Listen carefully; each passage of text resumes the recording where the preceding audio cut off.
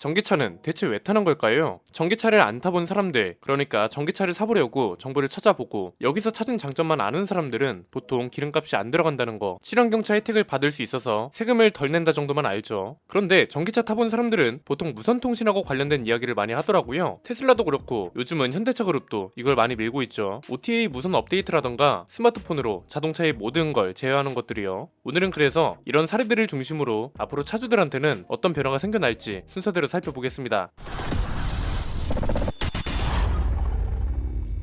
이제는 자동차도 인터넷으로 제어하는 세상입니다. 스마트폰 보급이 본격화된 지도 꽤 됐고 요즘은 어린아이나 노인 할 거 없이 스마트폰이 있어야 하는 세상이잖아요. 스마트폰은 뭐가 생명인가요? 인터넷이죠. 인터넷은 시간이 지날수록 그 중요도가 크게 높아질 겁니다. 요즘은 통신망 경쟁에서 그치지 않습니다. 집에서 사용할 인터넷 서비스에 가입하고 컨설팅하는 것도 경쟁력이 되기 시작했습니다. 단순히 인터넷 가입을 진행시키는 걸 넘어서 이용자에게 어떤 인터넷 상품이 적합한지 알려주고 심지어 이제는 가입 고객에게 얼마나 많은 상품을 얼마나 빠르게 줄 수 있냐도 경쟁력이 되고 있더라고요. 이런 업체들이 몇 군데 있는데 대표적인 곳이 아정당 같은 곳이죠. 찾아보니까 가입 고객한테 최대 47만원을 입금해준다고 합니다. 이 47만원은 경품 고시제, 즉 제도적으로 규정된 최대 금액이라고 하는데요. 본사나 오프라인 대리점을 통해서 가입할 때는 받을 수 없는 혜택이기도 합니다. 온라인 대리점 같은 경우는 본사로부터 고객 유치 수당을 받고 이 수당이 대부분을 고객한테 나눠주는 식으로 상품을 제공하고 금액을 경쟁력을 갖출 수 있도록 맞추고 있을 정도라고 합니다. 그리고 이런 건 설치 당일에 바로 고객한테 입금되고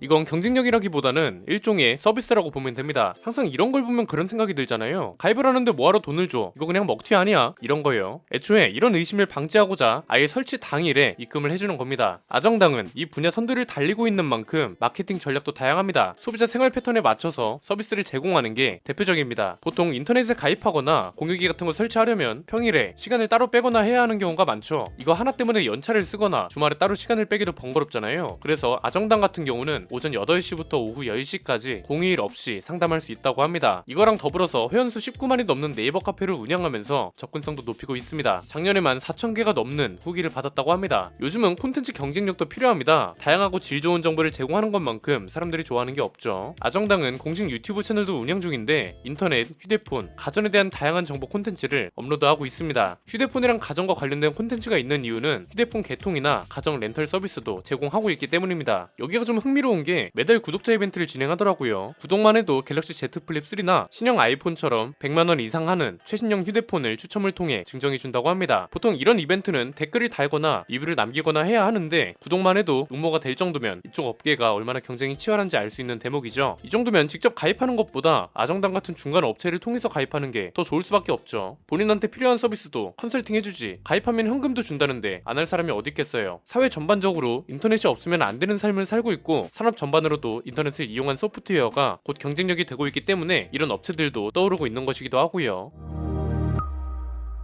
이 경쟁력은 스마트폰을 넘어 전기차로도 넘어오고 있습니다. 앞으로 어떤 변화가 생길까요? 크게 세 가지라고 봅니다. 첫 번째는 자동차 제조사한테 이제는 자동차뿐만 아니라 소프트웨어를 잘 만들어야 한다는 요구까지 생기고 있다는 겁니다. 자동차를 잘 만들어야 하는 건 기본이고요. 이 자동차에 들어가는 소프트웨어를 잘 만드는 회사가 진짜 1등이 되고 있다는 거죠. 그래서 테슬라가 전 세계에서 1등을 먹고 있는 거겠죠. 얘네는 스마트폰만 있으면 차를 거의 완벽하게 제어할 수 있잖아요. 문을 여는 것뿐만 아니라 차 상태를 모니터링 한다든가 공조 장치를 컨트롤 한다든가 심지어 차를 누가 빌려간다? 그러면 최고 속도까지 제한을 할 수 있습니다. 자녀가 타거나 할 때도 충분히 도움될 만한 기능이죠. 우리가 생각하는 것보다 스마트폰과 인터넷 그리고 소프트웨어의 역할이 그만큼 커지고 있다는 말이기도 하고요. 실제로 지금 기업 간 경쟁도 치열합니다. 테슬라는 인공지능 데이에서 자체 개발한 슈퍼컴퓨터를 공개하기도 했고요. 여기에 들어가는 전용 칩인 D1을 공개하기도 했습니다. 애플이 M1 칩을 공개하는 것처럼요. 미국에서 그 다음으로 적극적인 회사는 GM이죠. 자체 개발한 소프트웨어인 얼티파이를 공개했는데 클라우드 기반의 소프트웨어거든요. 말 그대로 자동차의 다양한 기능을 하나로 통합해서 제조사가 관리하는 거죠. 그리고 이걸 소비자는 스마트폰 같은 외부 기기랑 연동해서 원격 제어를 할 수 있는 거고요. 이름만 다르지 사실상 테슬라를 그대로 따라가고 있다고 보시면 됩니다. 폭스바겐은 카리아드라는 자회사를 설립했습니다. 여기선 VWOS를 개발하고 이것도 마찬가지로 모든 차를 소프트웨어랑 클라우드로 연결하는 역할을 합니다. 이거랑 관련된 연구 인력을 10,000명까지 늘리겠다고 하는 것만 봐도 소프트웨어가 얼마나 중요한지 알 수 있죠. 현대차로도 치열합니다. 현대차는 아예 엔비디아랑 손을 잡았죠. 거죠. 그래서 AI 기반의 커넥티드 카 운영 체제를 개발하고 모든 차에 도입하기 시작했습니다. 통합 제어기도 개발 중이고요. 이걸로 모든 차종을 제어하고 컨트롤을 할 수 있는 건데, 이게 가능하면 테슬라처럼 OTA 서비스도 좀 더 적극적으로 지원할 수 있겠죠. 심지어 그룹 내에 있는 IT 계열사들 있잖아요. 현대 오토에버, 현대 MN소프트, 현대 오토론, 얘네를 다 합병해버리고 연구 개발 본부 인력도 계속 늘려가고 있습니다. 그래서 현대차가 일자리 4만 개 약속했던 거, 이것도 다 사무 연구직군으로 몰렸잖아요. 왜냐면 이게 나중에는 자율주행 기술까지 연장되기 때문에 자동차 제조사 입장에선 신경 쓰지 않을 수가 없는 겁니다. 두 번째는 이렇게 만들어진 소프트웨어가 우리 일상 서비스를 바꿀 거라는 겁니다. 가장 대표적인 게 뭔가요? 배송 서비스죠. 실제로 쿠팡이랑 기아가 손을 잡았다는 소식이 전해졌습니다. 업무 협약 내용이 뭐냐면, 쿠팡은 배송업체잖아요. 그러면 기아는 PBV를 만든다고 했죠. PBV는 뭔가요? 일반 자동차가 아니라 목적 기반 자동차, 물류면 물류, 대중교통이면 대중교통, 이런 목적에 최적화된 자동차죠. 이 업무 협약을 통해 지금 쓰고 있는 1톤 트럭보다 적재 효율이 좋은 도심 맞춤형 화물 벤 전기차를 개발할 예정이라고 합니다. 목적 기반 자동차인 만큼 설계 단계에서부터 배송의 효율과 안전성, 배송 인력의 업무가 종합적으로 고려될 거라고 합니다. 뭐 그런 걸 기다릴 수 있겠죠. 예를 들면 지금은 기사님들이 직접 배송이 됐다 안 됐다 이런 걸 입력하잖아요. 이제는 자동차가 해당 지역에 도착을 하거나 도착 뒤에 출발하는 걸 인식해서 고객들 폰으로 자동으로 알림을 쏴준다거나 이런 게 가능할 수도 있죠. 그리고 이번 협약을 시작으로 전기차 충전 솔루션과 자율주행 배송 시스템 도입 같은 것도 단계적으로 협업할 거라고 합니다. 그러니까 배송 기사라는 직업도 판도와 개념이 바뀔 수도 있다는 거죠. 지금은 배송 기사님이 하는 일이 분류 작업부터 시작해서 운전도 하고 직접 집 앞에 갖다주는 일까지 하잖아요. 앞으로는 차가 알아서 목적지까지 도달을 하고 그 앞에서 물건만 집 앞에 갖다주는 개념으로 바뀔 수도 있지 않을까 싶습니다. 세 번째는 인터넷 서비스만 제공하던 기존 통신 기업들이 전기차 충전 사업에 뛰어들면서 인터넷 가입의 개념과 범위 자체가 크게 바뀔 거라는 게 있고요. 이에 따라 차주들의 일상도 크게 달라질 거라는 겁니다. SK 브로드밴드가 관련 사업이 스타트를 끊었죠. 홈앤 서비스라는 건데, 이게 뭐냐면 전기차 충전 사업입니다. 우리나라에 있는 모든 아파트 중 97%가 정보통신 시설물을 운영 중이라고 합니다. 이 시설물이 전국에 무려 39만 대에 달하고 서울에만 7만 대에 달한다고 합니다. 기본적으로 통신 기업들은 아파트에 대한 이해도가 높죠. 왜? 오래된 아파트부터 신축 아파트까지 거의 모든 아파트를 돌아다니면서 인터넷 통신 시설물을 설치하고 유지 보수까지 하잖아요. 그래서 이런 노하우를 전기차 충전에 접목시키기 시작한 겁니다. 보급이 늘어날 수밖에 없는 이유도 있죠. 자동차 회사에서 제공하는 건 단위가 어떻게 되나요? 주유기만큼 큰 충전기, 그리고 주유소만큼 큰 충전소죠. 그런데 통신사에서 제공하는 건 충전 케이블 단위라고 보시면 됩니다. 전기차 전용 주차 공간이 따로 필요 없기 때문에 주차 걱정도 없고, 충전이 완료되면 스마트폰으로 충전량하고 충전 시간이 전송됩니다. 상대적으로 저렴하고 설치도 간편하니까 우리 아파트에 별도로 충전기가 없으면 이용하지 않을 이유가 없는 거죠. 전화만 하면 전문가가 와서 설치하기 좋은 장소를 직접 찾아주고 최대 몇 대까지 수용할 수 있는지도 조사해주고 서류 작성 같은 것도 대행해준다고 하니까 이런 서비스가 개인 단위나 아파트 단위로 계속 늘어나지 않을까 싶습니다. 와이파이가 본격적으로 활성화될 때 건물마다 와이파이 공유기를 설치한 것처럼요. 이거랑 더불어서 볼브랑 SKT가 손잡고 인포테인먼트 시스템을 개발했잖아요. 앞으로 이런 사례가 점점 늘어나지 않을까요? 이제 시작인 단계라 KT나 LG U+도 분명 경쟁이 뛰어들 거고요. 현대차룹 같은 자동차 회사도 경쟁이 뛰어들 거라서 인프라 품질이나 보급량 같은 건 걱정하지 않아도 될 것 같습니다. 이제 이 기업들은 보급량을 어떻게 늘릴지, 고객들이 얼마나 서비스를 편리하게 이용하는지를 중심으로 경쟁을 펼쳐 나갈 거니까요. 통신 기업은 스마트폰과의 연동성과 편의성을 강조할 거고, 자동차 기업은 이걸 어떻게 자동차에 녹여낼까도 고민할 겁니다. 스티어링 휠 대신 스마트폰을 차에 들고 타야 하는 시대가 올 수도 있다는 거죠. 그동안 현재 놓여있는 문제점과 해결 방법에 대한 이야기를 많이 했습니다. 앞으로 전기차를 타는 차주들의 일상, 그리고 전기차가 늘어나면서 우리 일상 서비스가 어떻게 바뀔지에 대한 이야기는 많이 안 한 것 같아서 한번 정리해봤습니다. 오늘 내용은 여기까지입니다. 저는 김승현 안PD의 스포일러 안PD였습니다. 감사합니다.